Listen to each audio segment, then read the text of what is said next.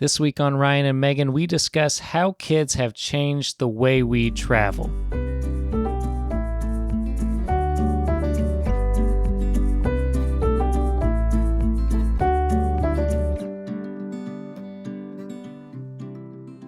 Welcome into another episode of Ryan and Megan. This is episode number 22. We are a traveling physical therapist couple with kids added into the mix. That makes us a family. So we've been traveling since 2020 and we're here to share our experience with you.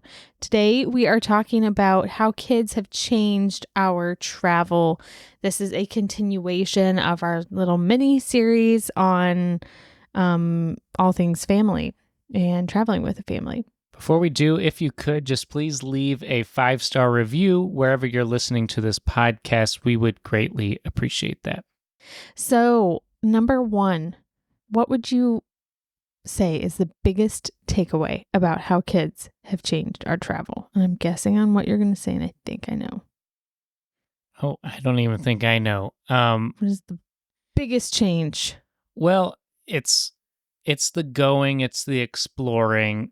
It does change it. And I think people understand that and are aware of that.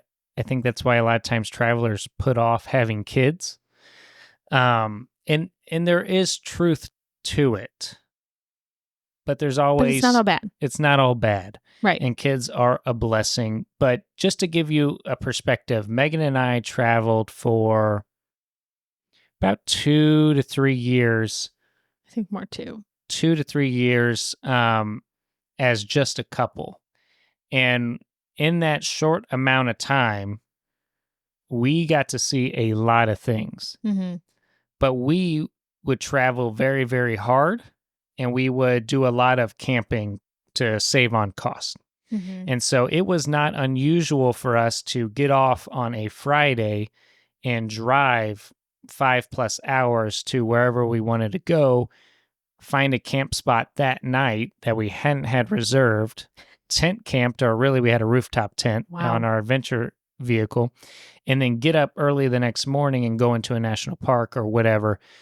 We would do the national park all weekend and then drive back like late on Sunday night and then wake up next morning and go.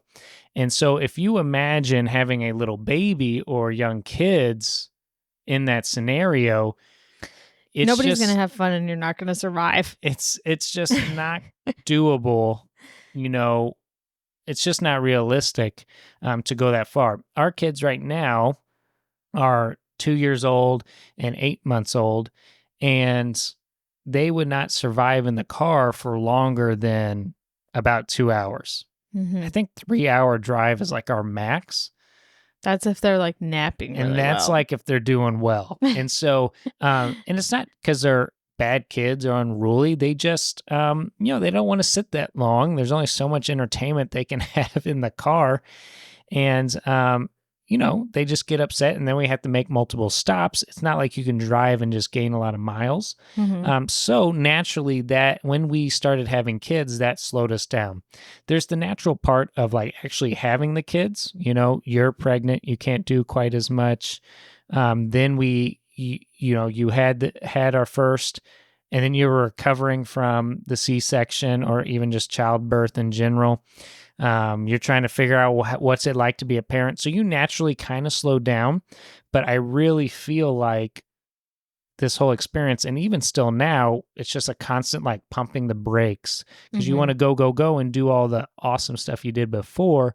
But the logistics behind it just aren't quite doable. Mm-hmm. Now that doesn't mean you can't do anything. Right. Yeah. Yeah, I think the biggest takeaway is just you have to slow way, way down, but that doesn't mean that you're no longer going to be able to enjoy any of the same benefits that you had before. So the previous benefits were we get to see new places. We get to see different cultures. We, get to do cool, different physical activities. You can still do all of that. It's just the time frame and the scope that changes, really. And then now you get to take your kids along to do it with you and make those memories with them. And so I would argue it becomes like even cooler in a sense. You're just not, encapsulating as much stuff. Yeah, you're just not traveling as hard. It doesn't mean you can't do those travels. You can attempt it maybe at a smaller scale, but you can't and you might be able to get away with it for one weekend, but you probably won't get away with it weekend after weekend after weekend, because you're just going to wear out your kids and you're going to wear out yourself. Doesn't We mean do you doesn't say, mean you have to like stop hiking. There's a lot of great kid carriers. You can still do hiking once they get to the age of they want to walk. Okay, they're going to hike with you, but your hike goes from a 5 mile hike to their little legs can go maybe a mile. So maybe you hike to something that's a little closer. You just change up certain things. Maybe it's a hike in the park to a certain picnic spot, and then you kind of spend the day at that picnic spot just enjoying. So that mhm, slowing down doesn't have to be a bad thing. It can actually be something really awesome if you think of it that way, just enjoying the park, but it won't be like, we got to hit all these main things in the park in one weekend, like we right. used to. Yeah. So I think that is one of our next biggest takeaway is kind of planning and thinking about how are you going to still enjoy everything. What is a feasible way to do that with kids? So at least where we are with young kids, that has kind of been our new kind of rule of thumb or thought process is we might still want to take a contract somewhere unique or somewhere close to a national park or really cool. But how we're going to go see the thing that we want to see is going to be way different. And so our plan of attack now is basically we would pick like a one place. Like say you're going to a national park, we're picking like one spot in the national park, maybe two, but most likely one. And our goal for the day is to go see that one spot and enjoy it. And whether we add in lunch to that or plan like a short little walk, that is our goal. And I think overall, you do want to be concerned about the overall experience of your family and your kids and not the overall amount of stuff you get to see. Right. I think that's a lesson we had to learn early on when it was just us two anyway, is when you first set out traveling, you get this opportunity to live somewhere that's like really close to a national park or maybe a city you want to go see. And inevitably, there's a lot to see in a city. There's a lot to see in a national park. You're not going to get to all of it.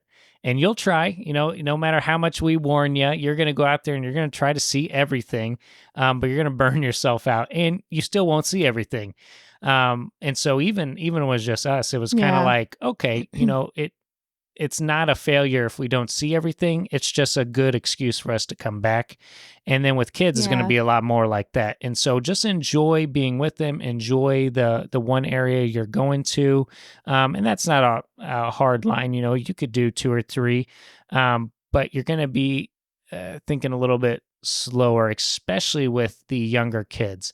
You're going to do a lot more day trips, going out, spending the whole day there, coming back to where they feel safe, where they sleeping well. Mhm. Um, if you're new parents and you've had like multiple nights of lack of sleep, getting a good routine down and going to bed is very valuable.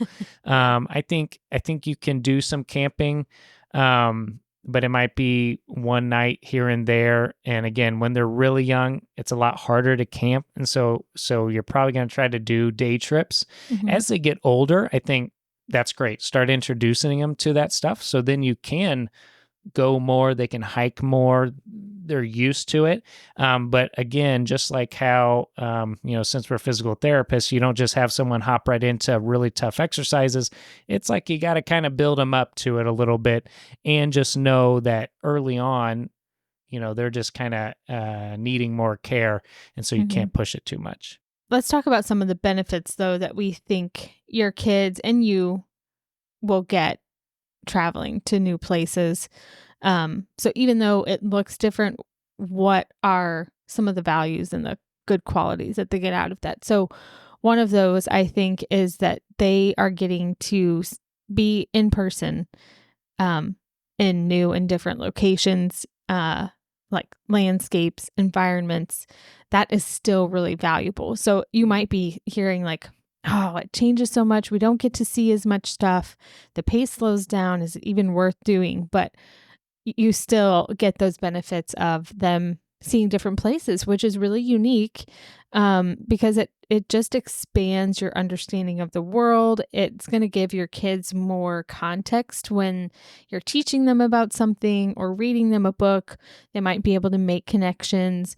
Right now, I'm talking with Reagan about the beach and stuff she's going to see there because we're about to go in a couple weeks on a big family vacation. So she's going to go see that environment. And I can teach her about it before and after, and she's going to make those connections. So that's a really cool, unique opportunity that they're getting from traveling. Yeah, I mean, you only know as much as you've seen or you've read. You know, it's either a first person experience or secondhand experience, you know, through reading a book. And so I think travel really helps you as a parent check off that firsthand experience for your kids.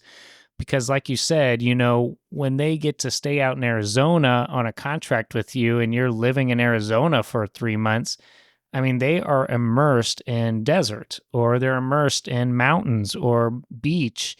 And then they can connect that a little bit better when you're going through the schoolwork or even later in life when they have a deeper understanding. And someone mentions like, yeah, I've been to Arizona, and they're like, hey, I've lived in Arizona.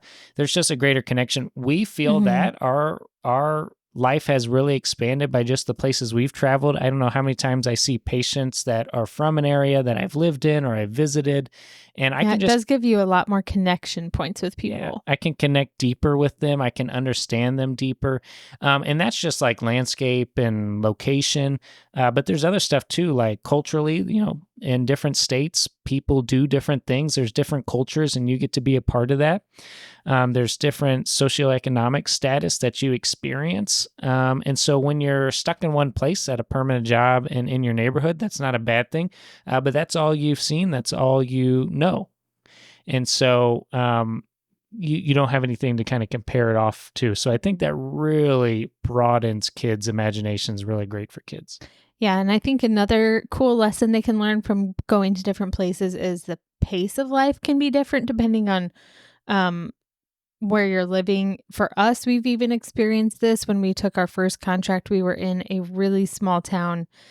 Brian grew up in a small town, but nowhere near that small. I was from outside of the city, and I was like, how do people even live in these small towns? Small and remote. And then we went and did it, and it was so peaceful, and it took like stress out of your day. Like, I think people in those towns live longer. Like, there's studies about it, and I understand why, because there's less decisions to make. There's less busyness, and we really enjoyed that pace of life. I never knew that I would. And then we moved away from it, and we've been in Seattle and seen, you know, all of the different things you can experience in Seattle and the market and all the national parks. And so that's amazing just to take all that stuff in. So your kids will get that benefit as well. And that's a cool opportunity for them.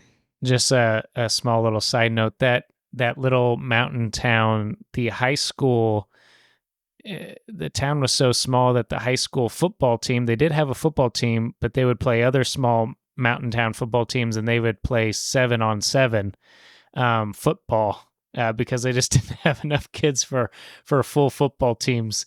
So I thought that was kind of fascinating. What's the normal number? It's 11 versus 11. So they would play 7 versus 7, which is kind of cool, kind of fun. So tiny. Yeah, so those are some of the benefits we think your kids are still getting, even though it looks way different than what you might have been used to before. And then maybe we can kind of end on our new approach to longer trips that we have. Oh, yeah. That's a great point. So longer trips, there's still a desire as a traveler to take longer trips, I guess what we mean by that is spending a quality amount of time maybe in a national park that's like a little Mhm. too far away from your location, to do Longer like trips, like, you can't do a a day day. trip there, Yeah. but it's in like the state or near you, that contract. So it'd be kind of a waste to not go there. So how do you do those longer trips that need more time, that need a multiple night stay to really invest in them? And so Mhm. our working theory, our working project that we are doing with our young family is planning big trips on the bookends of our contract and maybe one in the middle. And so again, with kids, you got to think ahead a little bit more than you normally do. You can't just fly by the seat of your pants. So on a Like we did. contract, when you are traveling to that contract location, that might be a good time to just take a little extra time off if you can financially handle it, and make a couple stops along the way. Stop at that national park before you go to your place and spend a few days there, and really enjoy it without the time constraint of getting back to a job. So you Mhm. do that out the front end. Then maybe in your contract negotiations, about halfway through that 3-month contract, taking extended weekends. So maybe that's taking a Friday and a Monday off and giving you a 4-day weekend, or maybe even more, taking a full week off, whatever you need. But that gives you time to drive that whatever distance is, with your kids, stay there near the park or near the city that you want to tour, and then do a trip in the middle, and then again when the contract ends, then you take another trip. So kind of doing some big trips broken up instead of trying to cram everything into the weekends, I think would work really well. Mhm. Yeah. That is our new approach. I don't know that we've gotten to actually. We've done it a little bit when we were in Texas. We just had Reagan, our oldest. So at the end of our Texas contract, we put the Oh, yeah, we start did. date of our new contract, I think like 2 weeks. So it gave us a 2-week break. And so then we ended our contract in Texas and we went down to the two Texas national parks, Big Bend National Park, Guadalupe Mountains National Park, and then we even went up to New Mexico to Carlsbad Caverns National Park. So we did a big Texas loop and then drove all the way to our next contract. Mhm. And that worked really well. It was helpful that we had our RV because we could Mhm. bring our housing with us. But we have done it once. Yeah. Yeah, and that is what another benefit that we find to having an RV is when you do want to take those extended trips to see places, you're not spending a whole bunch on hotels and you're not taking your kid in and out of hotel rooms as well and having to pack all of their stuff. They can still sleep in a familiar environment. So that is one pro that we like about having an RV. It lets us actually go and see the stuff that we want to see, the most comfortably. And Uh, drag her home with us. and drag her home with us. Yep. But then you got to pay for the gas. You got to pay for Yep, the there's camper pros and thing. cons, but that's a nice pro. I have known if you don't have a camper, I have known some like KOA campgrounds to have like, um, cabins. Some are very rudimentary. Some have more amenities like running water and AC and temperature control and stuff like that. So that is something you could check into if you don't want to do a hotel. It might be a little bit more affordable. Airbnb, just see what's out Yeah. there. Camping is a great option. It's just a little harder with kids. But Depending on their age. some of you might be a little braver than us. I hope to get back to camping eventually And if you're when in they're the older. west or even more northern part of the country, you might have a more friendly camping season where the temperature's not so horrible Yeah, outside. talking about the Midwest. Yeah. Anyway, um, those are our tips on how travel changes with kids, why you can still get benefit out of it, and kind of, what it changes to. And we hope it was helpful. Oh, let me. I want to give one more warning for any new parents out there, or you're considering having kids. There's like this little. The first few months, you're just adjusting to being a parent, and then they're up during the night quite a bit. But eventually, they get to sleep in a little bit better. You get your routine down, but they're also not that mobile, so you're still carrying them around everywhere. I would say 2 to 3 months is the start of this window, up to about 6 to 8 months. There's a window where you can put them in the sling and you can go for a hike. You can put them in the car seat and in the car, and they'll probably sleep the majority of the time, and they're pretty comfy in their car seat. So you can travel a little more. It's like a little lull before you really got to slow down. So don't be tricked. Yeah. You'll be able to do some traveling during that period. So maybe take advantage of that, but just know once they kind of get moving more, where like they're crawling, then it really starts slowing down because they don't want to be in that car seat too much. Yeah. So we've definitely have seen that where people kind of feel like, oh, well, I can take my baby. We did too. I mean, Reagan was really yeah. easy to travel with during that time. We just took her everywhere. We even drove all the way to North Carolina with her. Mm-hmm. And oh my gosh, we would just lug her around. She would just go with us, and we were like, hey, we don't have to do anything different traveling. And then then it changes very quick. So don't be tricked, or you'll be like everyone else who's tricked. But that early on stage, you can lug them around. Yeah. Well, thank you for listening today. If you are interested in getting started with travel, if you just have more questions, if you don't even know how serious you are about it, but you want to look into it, you can reach out to us at the link below or at our email at brianandmeganorear@gmail.com for recruiter recommendations. And we want to hook you up with the recruiters that we use, that we trust, that help you have a great time on your travel assignment. Especially if you're going out on your first one, you want to have somebody good who can get you into a good contract that you're going to enjoy. So if you're thinking about it, reach out to us. We would be happy to connect you. Well, thank you all for watching this episode. We really appreciate it. Please consider hitting that like button or subscribing if you're watching on YouTube. Again, if you're listening on a podcast, consider leaving a review for us. That would be amazing, and we would greatly thank you. Yes, and a quick little plug, since we're talking about national parks a little bit on today's episode, we do have a little Etsy shop called the Playful Pillows shop on Etsy, and we have launched a couple national park pillowcases. Basically, it's just customized fun pillowcases for whatever hobby, interest, theme you might have. So it could be really fun to have like a camping pillow and pillowcase, because we definitely bring pillows on our journeys. So for you or for your kids, the research bears it out that most people sleep with a pillow. So consider getting yours profound. Today. All right. Thank you all again. Until next time. See ya.